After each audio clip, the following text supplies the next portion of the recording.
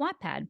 So Awesome. you also mentioned that you had attended a writers conference, and we've discussed that a lot as well too, through my podcast and posts. Do you find them helpful, writers conferences? Do you think it's a good first step for an aspiring author? First step, absolutely.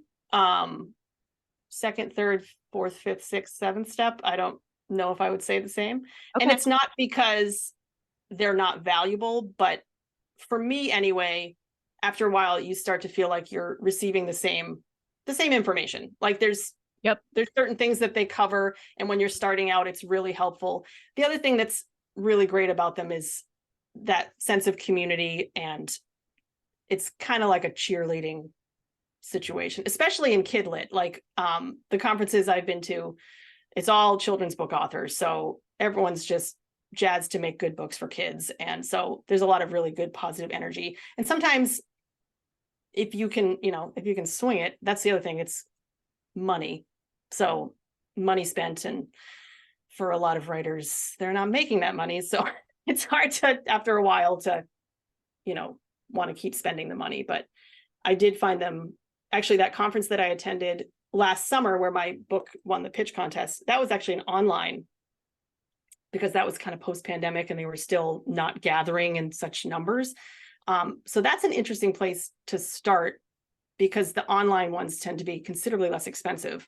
You don't get the same, cocktail hour fun of going in person. I actually attended an in-person conference in New York this past spring with that same organization, and that was really awesome because that was the first in-person one that I had attended. I got to meet some people that I'd only ever talked to online, and that's always like, and my teacher too, who taught that year-long course I mentioned, she was there, so that was just, it's kind of like meeting a celebrity in your life. So, and some of my writing group friends were there too. So I think there's a lot of benefit to them, especially early on, or if you're the kind of person that just really needs to get together in person with other writers to stay motivated, because it really does help, because writing is lonely AF, I'll say. I won't use the bad word. It really We is. know We what you all spend mean. yes, we all spend a lot of time by ourselves. So Yep. yeah. So I would say, if you're really just starting out and you're ready to absorb a lot of information, because that's the other thing, you go to these things and then you're just like, whoa, now what do I do with all this stuff? Like I have, notebooks filled with all the notes I took at conferences, and I should probably go back and look at those things. But sometimes, and this is what my instructor from that course always said to us, because she actually leads the orientations for these conferences that I attend. And she's like, look for the one thing, like the one takeaway, the one quote, the one thing that like a keynote speaker says, the one course that really fires you up, and just like really cling to that, because sometimes you do just get one message that you can take away, and for a lot of people it's worth the money just to get that little Yeah, and you piece. don't want to be so overwhelmed that you do nothing. And I Right. think sometimes you say, "Oh my god, that's great, that's great, that's great, that's great. I love that advice. Just take one thing," because chances are if all the other things are that fabulous, Mm. you'll come across them again. So, Right, exactly. not to worry. Would you feel comfortable sharing the organization that ran the conference? Oh yeah, it's the one I mentioned before, which is SCBWI. Okay. So and they have a website, which is scbwi.org. It's a fantastic organization for anyone writing in children's literature, and that's picture books through YA. There's just so much positivity and so much knowledge. They get a lot of kind of well-known people to show up for these things. What's his name? Arthur Levine was at the New York Oh, conference. wow. We Okay. know who he is. Sure. Yeah, so he spoke on a panel with other publishers and editors just about, and that's something they do a lot too at these conferences, is they'll kind of try to give you a picture of what publishing looks like in the moment, because man, that moment changes from day to day. And sometimes that's really helpful, and sometimes it's really discouraging Yes. when you hear where things are, because the consensus seems to be that everyone is just buried Yep. in piles and piles and piles of stuff that they might never get through. Yep. And it's hard to throw your stuff on top of that pile, or more likely at the bottom of that pile. and think that it's ever gonna ever gonna get found. Delay the date, yeah, it's so Yeah. true. Yeah, we asked Kate McKean, or I did, how many times should you pitch before you give up? And she said, never. Like, keep going. Right. I mean, it could be that your book idea, she said, oh, okay, if you send it to 100 people and all of them had the same comment, then, that's information you might want to take to Right. heart. And it seems that with my audience, especially, the whole idea of pitching is something that sometimes is very new to them. Mhm. But then once they understand how important it is, they get anxious about actually doing it. And you said that you won a pitch contest. What was that Yes. like? It was surprising. But I worked really hard on my on my pitch. So I That's at good the same information. So time, what did that yeah. look like? Like, what does that look like? Work really hard on your pitch. Um, so generally we had 2 minutes to pitch. So the way it worked was it was like a round table. So the first round of the pitches was I was in a group with 15 other writers and one agent. And then that agent chose mine of those 15 to go on to the next round.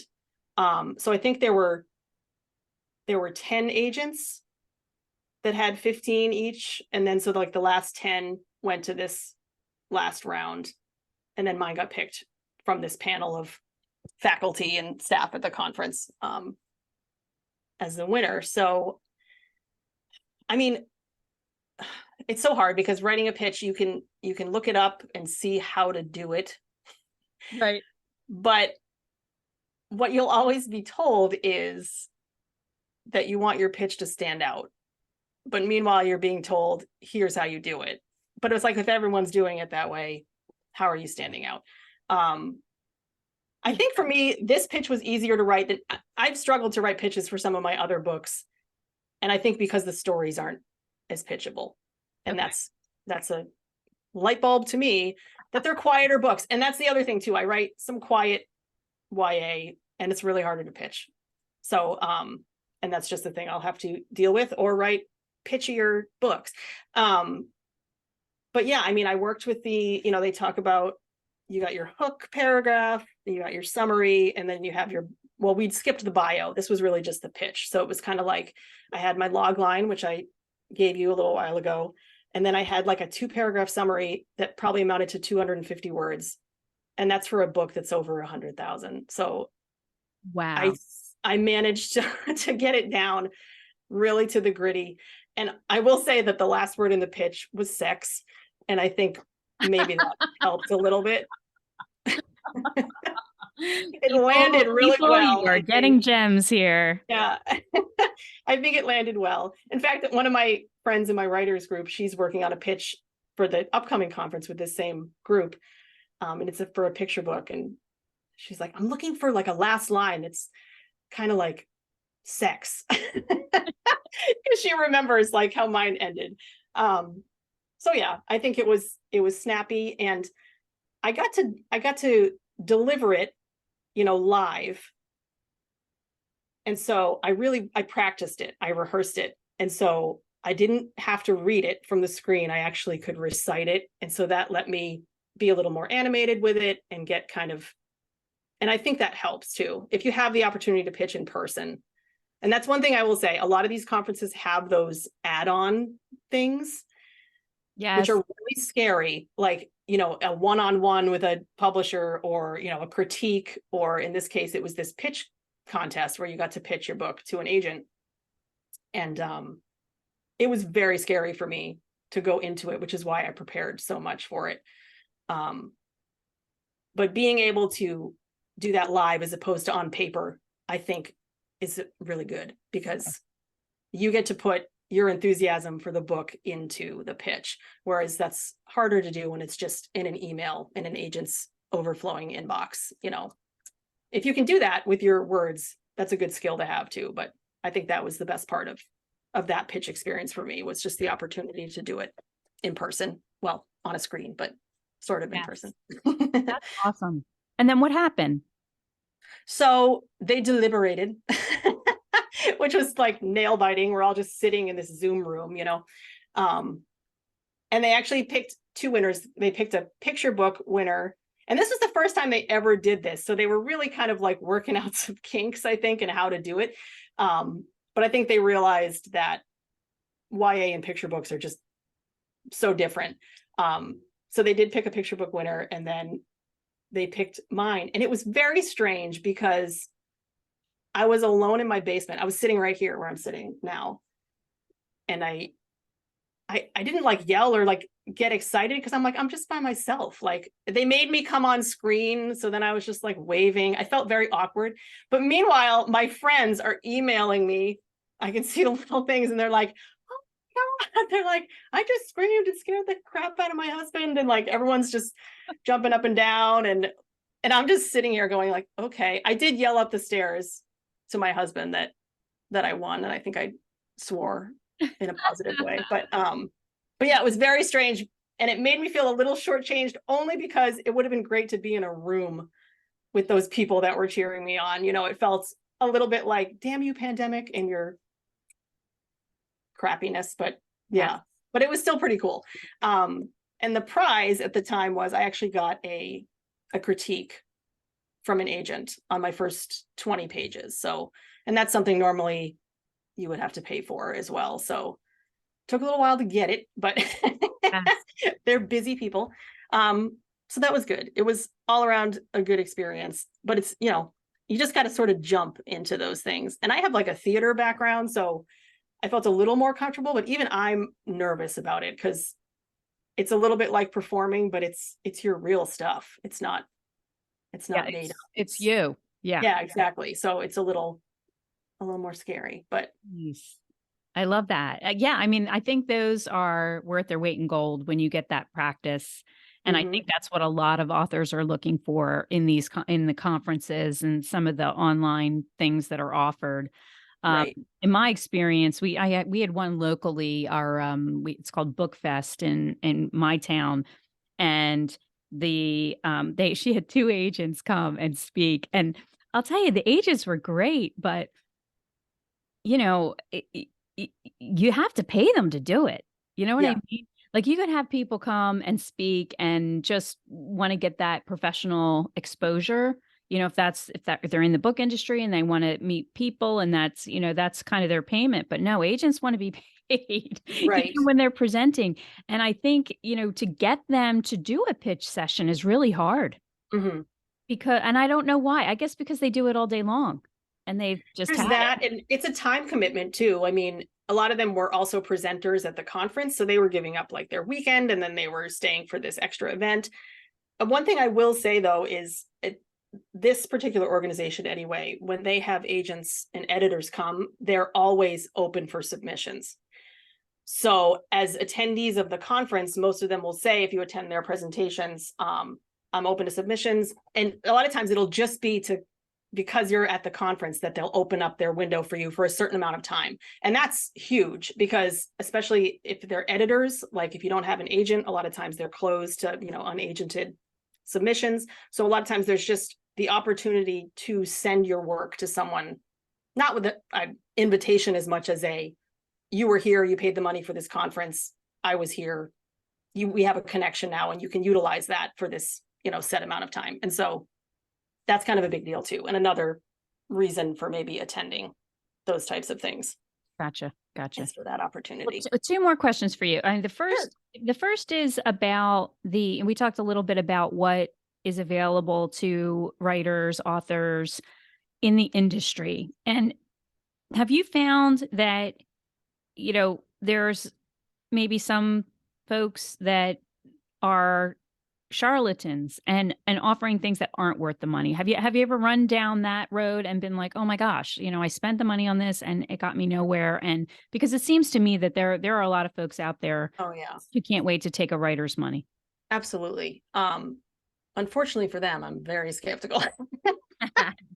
I assume everyone is out to scam me. So I almost need like multiple recommendations from multiple reliable sources before I would give my money to anyone.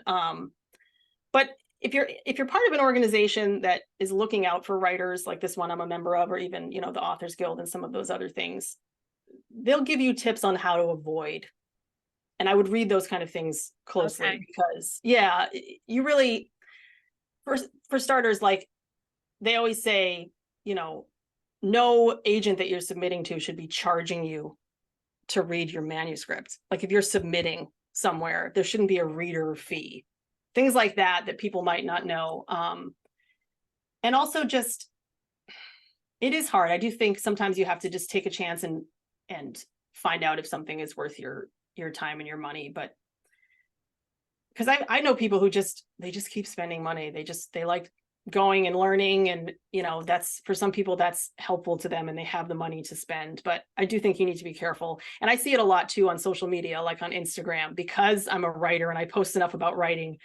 The little robots in Insta world are like, you know, here's some people you might want to pay to make your writing better. Or they'll like be like, oh, I can boost your post and get you all these fake followers if you write me a check. Or no one writes checks anymore. This is me aging. I still write checks sometimes. So yeah, I think especially nowadays, I just aged myself again. Nowadays, you have to be really careful, because I think they have the terms, what is it, schmagents, they call them? Schmagents. Yes. I don't know how to spell that exactly, but yes. Yeah, it's essentially people who are posing as literary agents. And I've even seen, like, in doing some research on agencies, they'll have these big banners at the top of their websites that say, you know, be cognizant of the fact that there are people impersonating our agency out there. You know, they've started a website that looks very close to ours, but it's not us. Make sure, you know, you're checking ABC. So like, I think the agencies are aware of it. And we're not going to get into this because we have like 2 minutes left, but the whole artificial intelligence thing is becoming a real issue for agents and editors too, because now they're like, can I believe this is a real person? And you don't want to, you know, you don't want to be the writer who gets mistaken for a robot, and that's the reason your manuscript gets tossed out. Exactly. But apparently you do want to be the robot who can fool the agent and then get your book published. There you go. But I do, that's great advice. Be skeptical. So what is next for Meg Oolders? Oh boy. Next for me is to just enjoy the rest of my summer with my family. I've been trying to let myself do that a little more. And then I'm looking at, you know, my 1 year mark on Substack, which will be in October. And just trying to kind of not rebrand so much as just kind of reassess what I want the publication to be. So I do feel like my attention's been pulled in a lot of directions lately with the Wattpad and that sort of stuff. So I kind of want to refocus a little bit on my Substack and see what I can do to grow it and evolve it a little bit while still keeping true to its core mission, which is to entertain. But yeah, so like I said, the podcast thing, I'm thinking about that, doing some more collaborations with other fiction writers, just experimenting. That's what I'm looking forward to doing. And a second book? A second book? Well, I've written 5 already. They're not published yet. So maybe before I write a 6th book, I might have to get back on the query train and give a little bit more of the old college try, as they say, in that arena, just to say that I did it, because I feel like that's most of it, is just checking the box. Yes. Yeah. Thank you so much. We've been speaking with Meg Oolders. You can find her at her Substack. Substack is at stockfiction.substack.com. Also her Instagram at writermelon, Ritermelon. And you can also check out her book, C.Smile, on Wattpad. Thank you so much for sharing your experience. There's so many authors, writers, aspiring writers on that listen to the podcast and read my Substack. I really appreciate you kind of, you know, taking the curtain back a little bit and sharing everything that you've been going through. And I know you're going to be helping a lot of writers. Thank you. Well, thank you. This was really, really fun. Awesome. So and hopefully you'll come back. Will do. Anytime. All right. Sounds good. Thank you. Thank you. And you are listening to Get Your Book Seen and Sold. Thank you so much.